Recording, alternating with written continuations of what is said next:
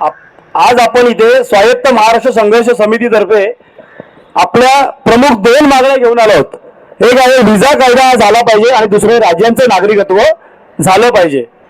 Visa कायदा का झाला पाहिजे तर आजची याला परिस्थिती जबाबदार आहे. आज आपण बघताय की आपल्या आजूबाजूला कुठेतरी मराठी माणूस दिवसेंदिवस त्याचं अस्तित्व कमी होत चाललं, त्याची गळचेपी होत आहे, त्याला कोणतरी वाली उरलं नाही असं आपल्याला जाणवत आहे.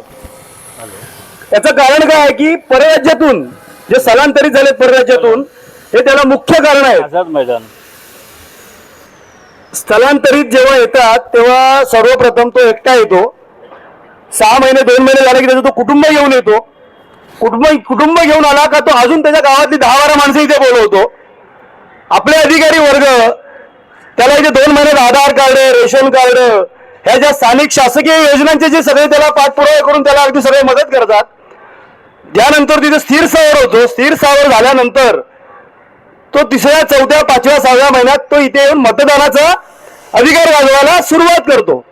सुरुवात तिथूनच होते जेव्हा मराठी माणसाचं जे आज जे कुठे गळचेपी होते याला मुख्य कारण आहे की कुठेतरी ते येऊन त्यांचं अस्तित्व दाखवायची आता सुरुवात झालेली आहे. आज आपण बघतोय की आपल्या आजूबाजूला ज्या निवडणुका झाल्या, आज इथे आपण जमलो, आत्ता जोपर्यंत आपल्या कमरेपर्यंत पाणी होतं, छातीपर्यंत होतं, गळ्यापर्यंत होतं, आता नाकाच्या पर्यंत गेलं. आता तोंड बुडून नाकाचा आपला श्वास कुठेतरी गुदमरायला लागलाय. हा श्वास गुदमरायला का लागला याचं कारण तेच आहे की एक तर राज्यकर्त्यांची नपुसंकता. याच भाषेत मी म्हणेन की राज्यकर्ते जे आपले मराठी राज्यकर्ते आहेत, हे मराठी राज्यकर्ते कुठेतरी मराठी माणसालाच आज कुठेतरी त्याचं गळचेपीकरण करते, ते आपल्याला अस्तित्व जाणवतं आपल्याला. म्हणून आपण आज जी प्रमुख मागणी आहे की व्हिसा कायदा याचा अर्थ की कुठेतरी त्यांच्या रोग लागेल किंवा तुम्ही कामासाठी येत आहे, रोजीरोटी कमवण्यासाठी येत आहे, तर तुम्ही तुमचं रोजीरोटी कमवण्यापुरतच या. ती मर्यादा ज्याला आपण ती मर्यादा मागतो सरकारकडे की त्यांना कुठे त्यांची मर्यादा राहील. दुसरं आहे की आपल्या राज्याचं नागरिकत्व. या राज्याचं नागरिकत्वामध्ये दुसरी जी मागणी आपली जी मुख्य मागणी जी राज्याचं नागरिकत्व की त्यांना आल्यानंतर जे त्यांचे मतदानाचे अधिकार ह्याच्यावर कुठेतरी पूर्णपणे निर्बंध लागला पाहिजे. आज शेवटी काय होतं की ते मतदार झाले, त्यांचे मतदारसंघ त्यांनी इथे बनवलेले आहेत. आपली मराठी माणसं मतदानाला उदासीकरण दाखवतात पण त्यांचे गट्टेच्या गट्टे मतदानाला बाहेर निघतात. आज जसं आपण कुणी मागच्या 2 जण प्रवक्ते म्हणाले की 80 नगरसेवक, 40 नगरसेवक, भविष्यात ते 100 नगरसेवक होतील, 100 आमदारही होतील. जर आज आपण झोपून राहिलो तर ही संख्या त्यांची दिवसेंदिवस वाढत जाणारी आहे. कारण हा त्यांचा जो वाढता लोकसंख्येचा भस्मासूर आहे. आपण फक्त एक कुटुंब, एक मूल आपण जन्माला घालतो, ती येताना 4 मुलं घेऊन येतात, त्यांची 4ची 16 होतात. अशी प्रत्येकाची कुटुंबही वाढत चाललेत. कारण आपण जर विचार करतो की आज आपल्या ज्या महाराष्ट्रावर जो कुठेतरी ताण वाढत आहे, हा ताण कुठेतरी कमी करण्यासाठी आणि मराठी माणसाचं अस्तित्व कुठेतरी राखण्यासाठी आपण आज इथे जमलेलो आहोत. आपल्या सरकारला आपण कुठेतरी दाखवून देतो आहोत की ह्या 2 मागण्या आमच्या ज्या आहेत प्रमुख मागण्या, तुम्ही प्रामाणिकपणे कुठेतरी आता विचार करण्याची गरज आहे. सरकारने अगदी प्रामाणिकपणे बघावं की मराठी माणूस कुठे आहे, नक्की आहे का या महाराष्ट्रात. त्या मुंबईतून तर मला वाटतं तो हद्दपारण्याच्या अगदी त्या परिस्थितीला गेलेला आहे. आज आजूबाजूच्या मुंबईच्या बाजूला ठाणा आहे, नवी मुंबई आहे, मीरा भाईंदर आहे, वसई विरार आहे. आज ह्या महानगरपालिकेची परिस्थिती बघितलात तर आज मुंबईचा महापौर आपल्याला मराठी झाला पाहिजे ही राज्यकर्त्यांना सांगायची वेळ. याचा तुम्ही विचार करा की पाणी कुठे चाललंय, का मागण्याची वेळ आली. मराठी राहायला पाहिजे महापौर. म्हणजे तुम्हाला कुठेतरी भीती आहे की भविष्यात ह्या मुंबईचा महापौर हा हिंदी होईल. राज्यकर्त्यांना देखील त्याची जाणीव आहे. पण ते आज फक्त त्यांचं अस्तित्व राखण्यासाठी आपलं अस्तित्व, मराठीचं अस्तित्व ते कुठे अगदी पूर्णपणे खच्ची करण्याच्या विचारात आहेत. राज्यकर्त्यांना काही लेणं देणं नाही आपल्याशी. त्यांना यावेळची सत्ता मिळाली, दुसऱ्या वेळची सत्ता त्यांना मिळेल न मिळेल, पण आपलं जे अस्तित्व आहे, आज आपलं अस्तित्व आपण राखलं नाही तर आपलं अस्तित्व पुन्हा आपल्याला मिळणार नाही. कारण आपली भाषा, मराठी भाषा ही आपली ओळख आहे. महाराष्ट्र आपला प्रांत आहे आणि ही आपली भूमी आहे.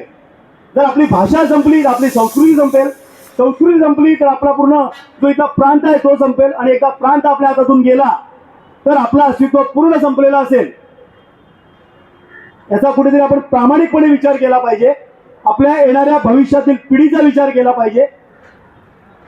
रोजगार हा सगळ्यात मोठा भविष्याचा मुद्दा आहे. हा रोजगार कुठेतरी आजच्या आपण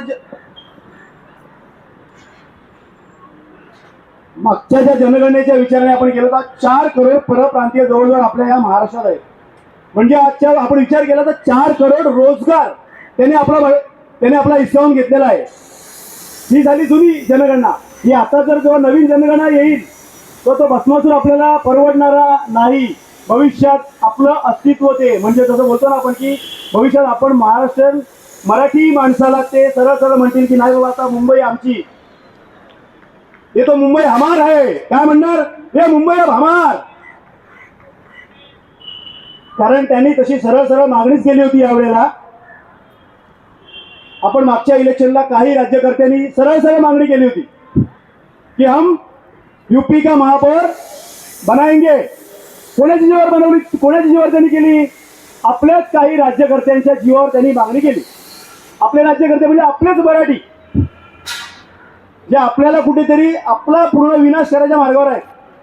कारण त्यांना त्यांचं राजकारण त्यांचं राजकारणाचं भविष्य त्यांना उज्ज्वल करण्यासाठी बोलतात ना, एखाद्या कोणाला तरी एखाद्या मानेवर पाय ठेवायचा आणि आपण शिडी धरून वर जायचं. की त्यांच्या काही कारणाच्या राजकारणाबाहेर मराठी माणसाची असते कुठे ना कुठेतरी गळचेपी करत आहेत.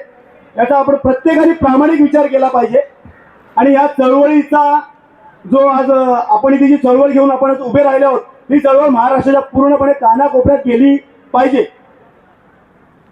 कारण काही विचार आपल्याला की आज सर मगाशी म्हणाले की लाख आले करोड आले आपल्याला काही फरक पडत नाही. आज आपण जसं छत्रपती शिवाजी महाराजांनी 7 मावळे घेऊन जी स्वराज्याची शपथ घेतली होती आपण आज तसेच आपण सगळे आहोत. आपण वेगवेगळ्या 7 दिशेला आपण जाऊ. आपले 7 दिशेला विचार घेऊन जाऊ. या महाराष्ट्रात आपले सगळ्या जनधाराला विचार आपण पोचू शकतो. ही आपली मराठी माणसाची ताकद. ही बघा कुठलाही भारताचा इतिहास जर आपण बघितला तर तो महाराष्ट्रापासून सुरुवात होतो.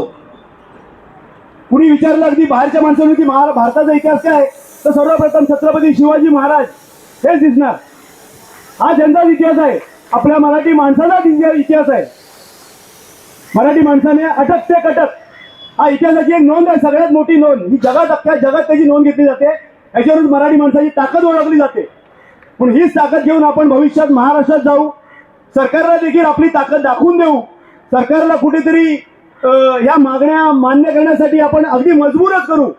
याच परिस्थितीचा आपण जी जमलेला आहोत या परिस्थितीचा आपण त्याचा वणवा अख्ख्या महाराष्ट्रात पेटू. आपल्या मागण्या मागून घेऊ. सरकारला कुठेतरी विचार करायला भाग पाडू की विजा कायदा का पाहिजे, राज्यांचं नागरिकत्व का पाहिजे. हे आपण सातत्याने लोकांपर्यंत जाऊ. लोकांपर्यंत जनसंपर्कात आपण जोपर्यंत जात नाही तोपर्यंत लोकांना हे कळणार नाही. आज लोक शांत आहेत कारण ते 9 ते 5 त्यांच्या व्यवहारामध्ये अडकलेले आहेत. या पलीकडे त्यांना काही सध्या सुचत नाही. राज्यकर्ते त्यांना नीट नव्या योजना फसव्या योजना त्यांना देत आहेत. अनेक त्यांनी फसव्या योजना महिलांसाठी दिल्यात, पुरुषांसाठी दिल्यात, शेतकऱ्यांसाठी दिल्यात. पण कुठेही त्याचा उपयोग होताना काही दिसत नाही. या एकूणच आपला आजचं जे ध्येय आहे आपलं की विजा कायदा आणि राज्यांचं नागरिकत्व कायदा हे महाराष्ट्रातल्या कानाकोपऱ्यात आपल्याला नेऊन पोहोचवायचं आहे. याकरिता आपण सर्व मराठी बांधवांनी एकत्र येऊन या चळवळीचा एक भाग होऊन एक होऊया, नेक होऊया. या महाराष्ट्राच्या मातीचं रक्षण करूया. जय शिवराय, जय महाराष्ट्र.